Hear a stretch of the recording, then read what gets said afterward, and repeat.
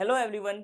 मैं आज आप लोगों के सामने सीयूईटी 2025 का अकाउंट्स सिलेबस के बारे में डिस्कस करने के लिए आया हूं। बहुत सारे बच्चों के मन में बड़ा कंफ्यूजन रहता है, सर 11th का पूछा जाएगा, 12th का पूछा जाएगा, सर दोनों पूछे जाएंगे, क्या डिलीट हुआ है, क्या ऐड हुआ है। तो आज इस वीडियो में आपको सब कुछ क्लियर हो जाएगा, तो प्लीज ध्यान से इस वीडियो को देखना।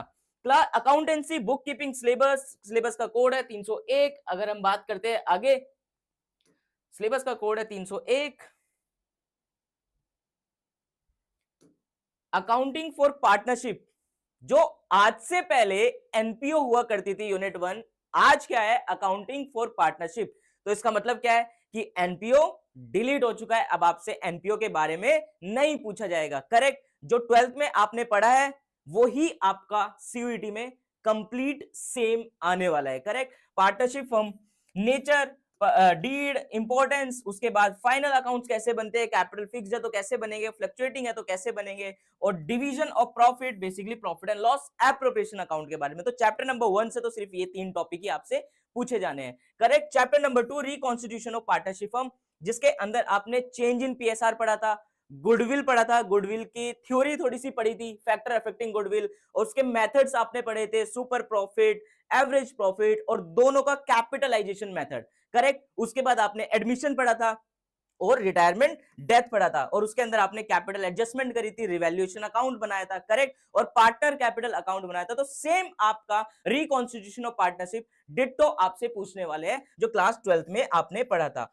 उसके बाद अगर हम बात करते हैं dissolution of partnership firm, partnership firm का वाइंड अप हो रहा है। करेक्ट, तो realisation account, partner capital account, balance sheet same आपसे 12th का ही पूछेंगे। लेकिन एक ध्यान रखना, इसमें piece meal distribution, sale of company, insolvency of partner आपके कोर्स का पार्ट नहीं है, क्योंकि ये हायर क्लासेस में आपको पढ़ाया जाता है। बीकॉम बीबीए में आप ये पढ़ोगे तो आपसे सीयूटी में नहीं पूछा जाएगा। करेक्ट, उसके बाद अकाउंटिंग, कंपनीज अकाउंटिंग के बारे में हम बात करते हैं, shares debenture. Correct, shares debenture में भी आपका ये टॉपिक कंप्लीट वैसे ही पूछा जाएगा जो क्लास 12th में आपसे पूछा गया था। करेक्ट, शेयर्स कितने प्रकार के होते हैं, उसका subscription, over subscription, under subscription, issue of shares other than cash. Correct, issue of debenture other than cash, forfeiture of share, री इशू ऑफ शेयर। करेक्ट, और उसके बाद डिबेंचर आपने इशू करे प्रीमियम पे, पार पे, डिस्काउंट पे। करेक्ट, वो सेम आपसे कंप्लीट वैसा ही पूछा जाएगा।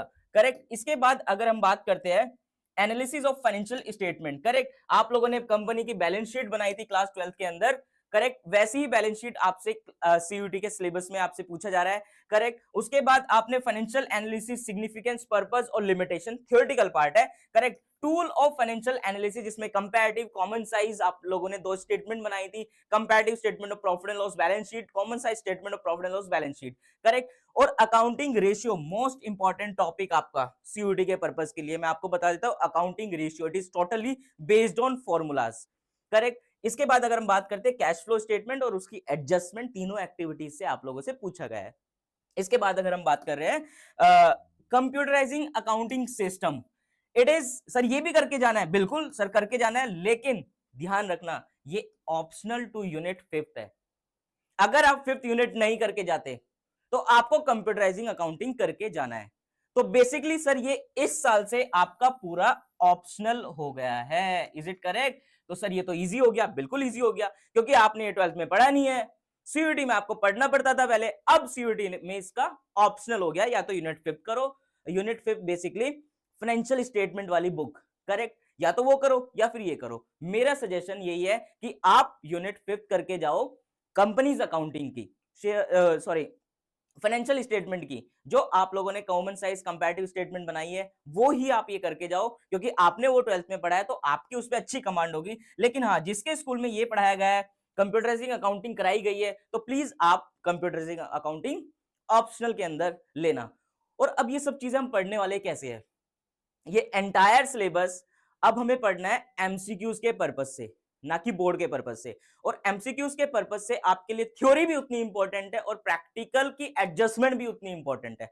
करेक्ट, तो आपको ये चीजें डीपली एक बार रिवाइज करनी होगी, थोरोली मेरे साथ पढ़ना होगा। अब सर पढ़ना कब होगा वो भी हमें बता दो। करेक्ट, आप लोगों को पढ़ना होगा सीयूईटी 1 अप्रैल से।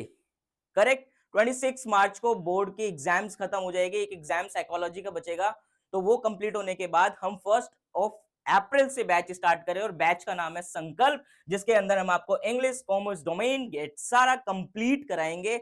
और अकाउंट्स की तो आप चिंता मत कीजिएगा, अकाउंट्स के लिए मैं हूं। Thank you very much.